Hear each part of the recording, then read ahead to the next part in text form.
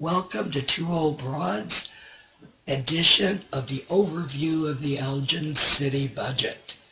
We're going to start right away, and we're going to start things off with our co-hosts Jamie Helm and Maria D'Angelo with a quote from City Manager Stiegel. Of course, he was talking about the state of Illinois, but we're taking it to Elgin. He said, "It's ridiculous. It makes no sense." So let's start with the city budget. Jamie? Well, I have another quote that I like. Okay. If you object to the property tax levy, I would ask you to come up with proposals. Mayor David Captain said, what would you do to raise those funds moving forward? Now, is it just me, or isn't that, I don't know, their job? Yeah. It's their job. Like the city the city manager is getting paid over $200,000 a year. Let me see that quote again. Let me see. What did it say? Yeah, right. Oh, if you object to property tax levy, I would ask you to come up with proposals. Excuse me, you made the problem, and now you want us to come up with decisions and to the fix money. it. And the money. Otherwise, shut up is what that's saying. Well, yeah, of course. More or Basically less. saying put up your money. Yeah. Well, we have quite a bit to say about their proposed property tax levy and our thoughts on it. We're not going to dive into the entire budget, but we're going to touch on Low-hanging fruit that they could just get right away. right. So, a majority of this comes from the city council meeting that was on November 4th. Right. So it wasn't the budget meeting on Saturday. We'll touch that on another day. Right.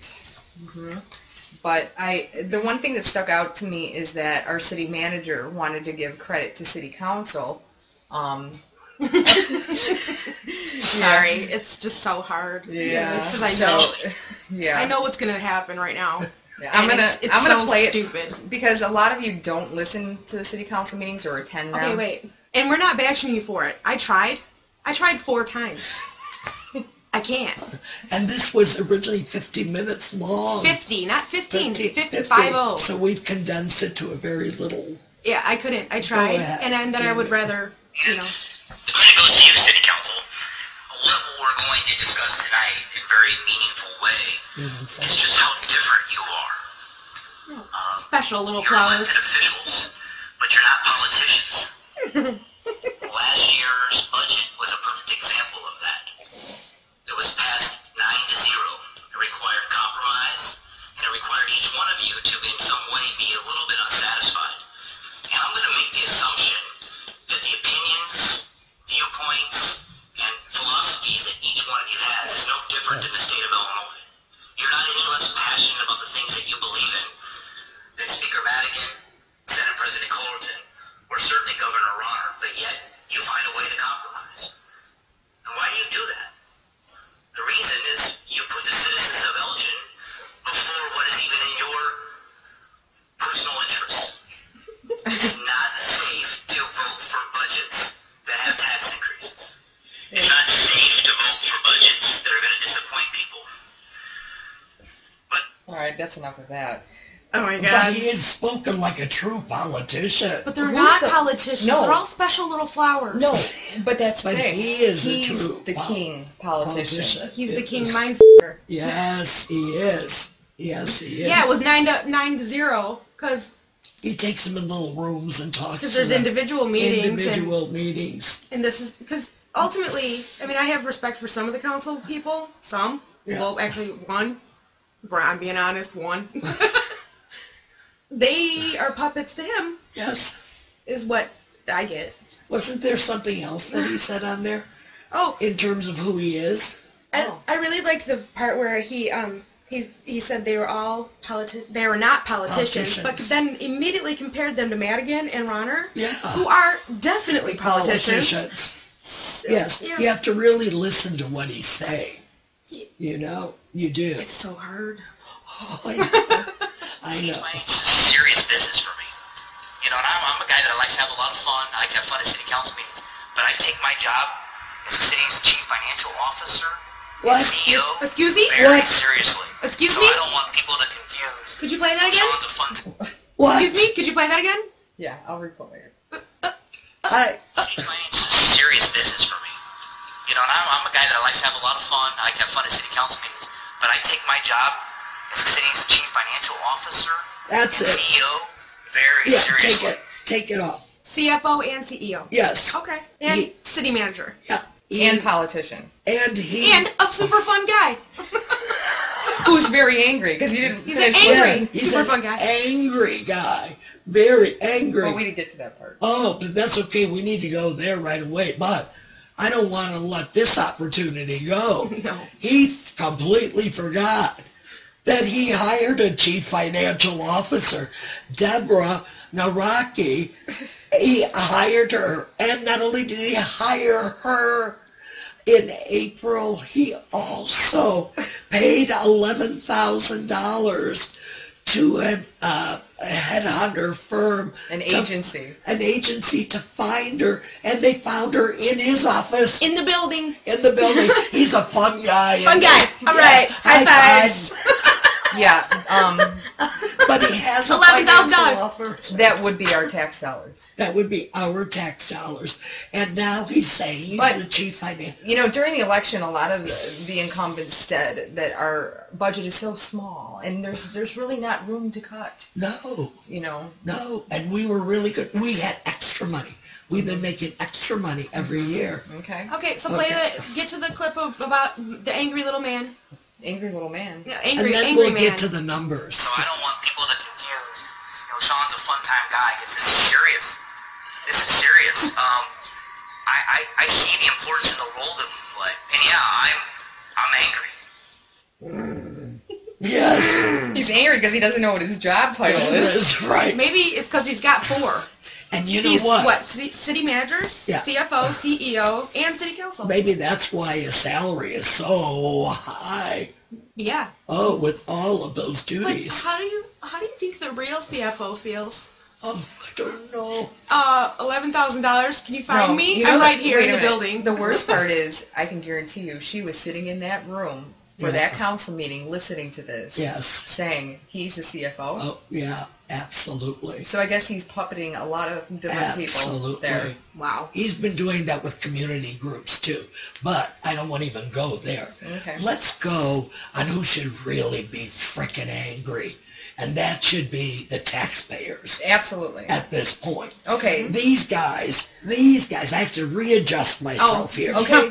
Okay. But if we rewind to some of our earlier episodes and we talked about the taxes that everybody was paying because of the errors over the past 2 years. Yes. Okay, citywide, from U46 to the city of Elgin and Water reclamation. everything ECC. pretty much. Yes. So, and we told you your taxes will not be going down next year. We said that. Right. So what we have coming forward is not only the city of Elgin that wants to place a tax levy, but we also have U46, and I believe 301 is going to want to put a tax levy in, if not right away, it's going to Yes. be pretty Yeah. pretty fast. So pretty much, if you live in Elgin, you're going to get up in taxes very From much. Everyone. Right.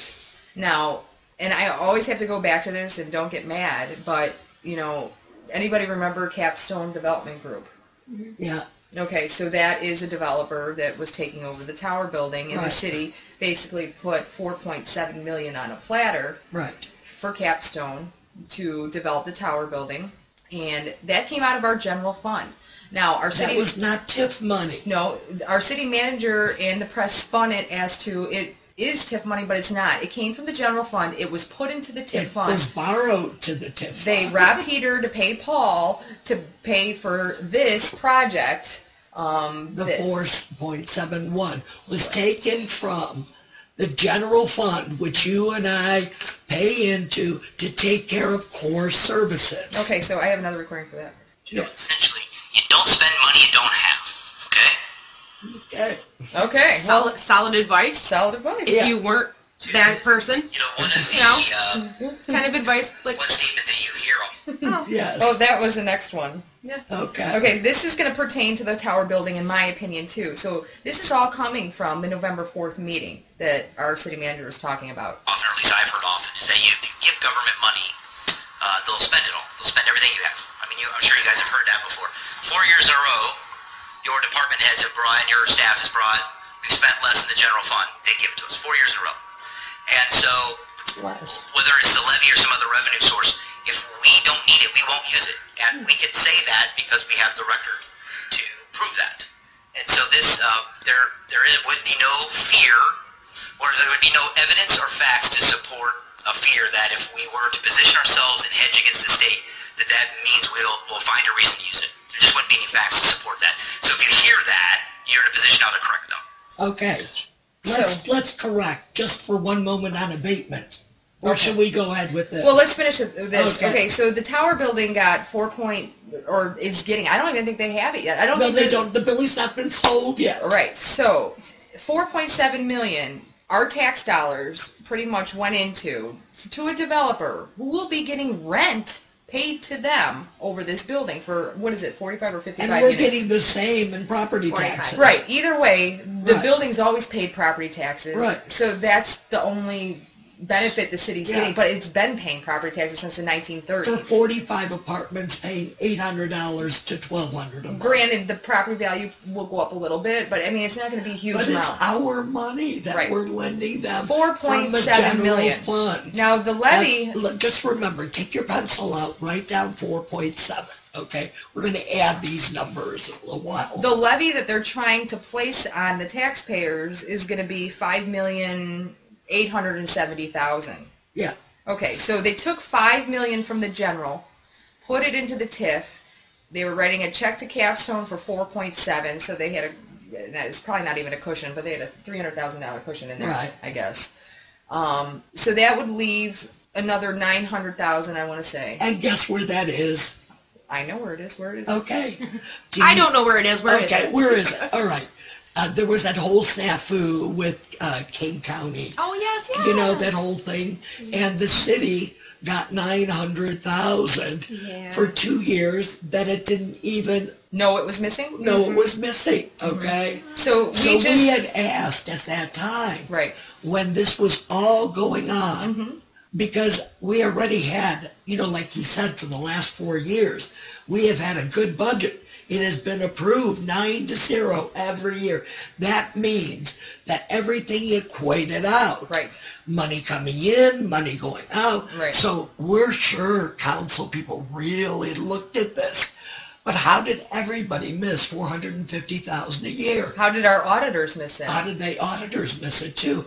So we had asked originally, why is this, if they are also, the city of Elgin is getting $900,000 back, instead of them getting it back, if they wanted to be good stewards, could they not just abate that tax? We pushed that. Yes, we did.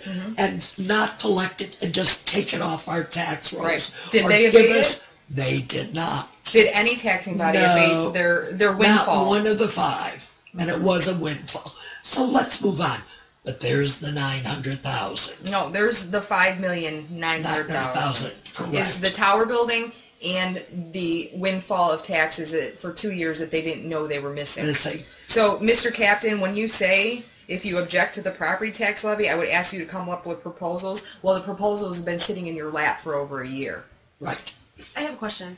So, in the past year, the taxes, the $900,000, they've taken that from the citizens, right? Right. And now there's an extra $900,000 that they just moved from the general to the TIF? No, that was $5 million they moved. When they had how much extra left over? Oh, 300. Oh, okay. 300,000. Okay. Yeah. All right. Yep, so there we go with the $5 million. Actually, I think we may have just answered a question that I had earlier. Maybe all of this is so jacked up because our chief financial officer is not really a CFO. Technically, you should know finances if you're a CFO. You know what I'd like to know? How come that could be really the problem? Why is our chief financial officer not speaking on behalf of the budget? Has our city council ever gone on a retreat with, let's say, just our chief financial officer? No. Without the city manager there? No, because then who would watch them and make sure they don't, make a decision on their own? And actually ask questions. Yeah, can't have that. Yeah. All right. It's very disconcerting. Well, Councilman Shaw made an interesting quote, which I actually quite agree with. He says, when I see us still having very strong reserves, yet also imposing a tax increase, something is just not quite adding up, he said. Well, Yeah. I kind of agree with that. I mean, it kind of reminds me of the electrical aggregation that they did, you know. Oh, by the way, all of you that pay electric, gas, there's also a tax on there that the city gets. So the more money the city pay, or that you pay for gas and electric, the more money the city collects. Remember, the city did not go with the lowest energy provider. Well, and the reason was because this is a green energy well, provider. we've looked everywhere for that. Yeah. So what we're saying is, how is it green when the energy in Illinois is either coal or nuclear? Right. So how is it green energy? And like she said, the bottom line is, the more your bill is, the more you're paying tax to the city. Correct. So I'd like to hear where the green energy is, because to me that's another spin from our city manager and our Right. council. Also, do you think that they made it really clear? If you don't want this, Dying Energy or whatever the hell it's called, you need to call and opt out specifically. Because I think Instead of the other Facebook, way. yeah, Yeah. Facebook pretty much exploded last week. Yeah. With Elgin people going, what do you mean my electric's been changed over to this other company? Right. And I have to call them. Exactly. Why wouldn't I call them to opt in? Right. Because the city has made it The decision. so you have to spend time out of your day on the phone, Oh, to on opt hold, out. however long. Yes. That doesn't even bother me half as much as the fact that you made a decision for me. Right. This is my house. Right. This is This my is life, not- my money. Right. Why the hell are you making decisions for what damn electric company I use? It is not a totalitarian government. Yeah. Okay. But it's looking more like that. I don't need a mother and a father watching over this for me. No. Okay. 'Cause you know what? need good stewards. Yeah, right. You know, if some well- came to my door banging, about me changing electric companies and told me that was trying to sell me some electricity that's green, you know what I would have told him? You're full of shit. Right. Get off my door. Right. Go, because that doesn't exist. Right. Not here. Go away. Right. I would never choose that company. Right. But they chose it for me. Yes. Yes. Are you serious? And they're telling you that they know what's best for you. No, you f***ing don't. That's why I live in America. Right. I live in America. I make Yes. my decisions. Well- That's why we have choices. I agree, but that's what happened. Yeah. So, Ugh. so towards the end of the meeting, Councilman Prigge asked Stiegel how much in the reserves we've used, and he did his song and dance around that. Because And we then, should have a lot in reserve. yeah, I think it's somewhere in the tune of, I don't know exactly, 30 to 40 million, I believe. So which is a big number apart, but I don't remember exactly. But then Councilman Dunn re-asked the question because Sean kind of danced around it. And I have a recording on it, but basically what the city manager came back saying was, oh, well, we haven't tapped into our reserves because our sales tax numbers came in a lot higher than we expected, and, our electric aggregation and everything came in a lot higher than we expected, so we're not actually taking any money out of our general Right. reserve money. So they're acting like this is like all important, that we tax you right now before the property tax cap goes in effect. Well, I have to say this about the property tax cap. And they touched in the whole home rule community versus non-home rule, but if anybody's been following what the state's doing and what Chicago's doing, Chicago has just implemented the largest tax increases, I believe, in history. Now, if the state thinks they're going to jump in and stop that, it's not going to happen. Chicago will never let that happen. So, Chicago obviously is home rule, just like Elgin. Right. So the scare tactics inside this meeting were unbelievable. Sean's Stiegel, the city manager's PowerPoint started off with stewardship in the face of uncertainty. Yes. Jesus Christ. That's what it was named in the beginning. I'm like, you got to be kidding me. Didn't Roosevelt say you have nothing to fear but fear itself? And that's what he was pumping the whole meeting. Oh, yeah. Yeah.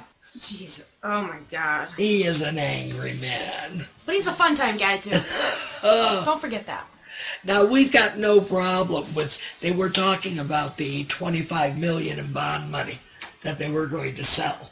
We don't have an issue at all with that. We do have the issue with raising property taxes, and we've just told you how you can get, this is just the low-hanging fruit. We haven't even gone into the rest of the budget yet, which is very interesting. It is. Yeah, it is. And I hate numbers. I sat there and looked at it like, what in the hell is this? Yes. So they act like nothing can be done. We're just going to have to tax you. And the other options is to get vehicle stickers or real estate transfer tax or food and beverage tax.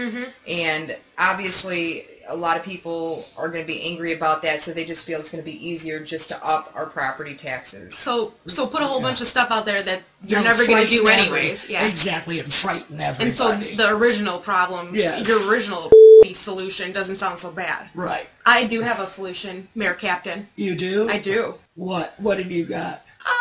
Guys, you could probably, stick a, stapler over your ears right now. Do you know? She means the men. The men, yeah. So you know how like food, tangible items, prescriptions, all those type of things are they're not taxable because they're necessities. Are you aware that tampons and feminine hygiene products are not considered necessary? No! Yeah, and they do get taxed. No! Oh yes, they do. They are necessary. No, they're not. Not according to the government. No! They're not. Once again, only They are considered luxury items. Oh my God. No. Luxury. Again, guys, I am sorry right now, but I'm really not. A luxury item? Screw you. Oh. Unless that had to be made up by a guy. Yes. Because I can guarantee you there is nothing luxurious about this stuff. No. Nothing. No. They can wrap it in whatever friggin' paper they want. Yes. Whatever. Put sparkles on it. I don't care. not. It is not luxurious. No, it's not. It is not a luxury item that is And not. it's taxed. Because it's not a necessity in life. Okay. Oh no. Okay. So, what do you want me to do? Just wrap up some freaking burlap with some hay and go to the edge of the village for a week. Hope that I don't attract any sharks or bears. Seriously? Or badgers. Badgers. The badgers. I'm getting chased by freaking wild animals because I'm running around like meat now. Are you kidding me? Are you saying they can tax that? They do tax it. Tax it more? Yeah, go ahead, tax it more. Why not? Like they do to like cigarettes and stuff like that? Yeah. It's a luxury. Maybe I have a choice. Maybe, I smoke cigarettes, I drink alcohol, I choose to do that. Maybe I choose to ovulate. Maybe. I don't know. Maybe I've been looking at this all wrong since I was 12. Thank you. And you're welcome, by the way, that I have been using these luxury items and not running my crazy ass all over, bleeding all over your streets. Oh, that's fantastic. So, what a good there you go, idea. Captain. Raise the tampon and feminine hygiene product taxes. Way to go. Yep. Okay, I think are we good with this program? I'm having a great time. All right, we're good with this is our overview. If you've noticed, we have solved the issue here. We are going to go... Part one. Part one. We are going to go in depth. Oh, Maria's eyes just lit up. We are going to go in depth with our next episode. Talk to you later, gang.